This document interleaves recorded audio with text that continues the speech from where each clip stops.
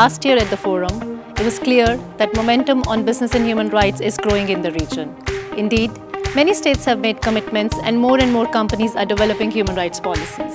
But now is the time for action.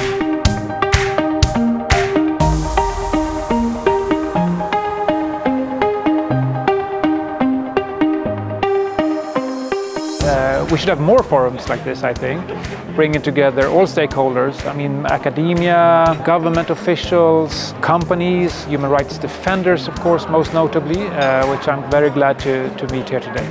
Yeah, so I was in the inclusive business panel, and I think one of the things that really struck me was that social entrepreneurship, impact entrepreneurs, are going to be so vital in the transition to a just and sustainable world. You know, if we want unlikely solutions to the world's most intractable problems, we need to be supporting unlikely entrepreneurs. Commitments on their own will only remain just commitments. And so action is what we urgently need to ensure that we are, in actual fact, making a difference and that we are affecting the change that we want to see.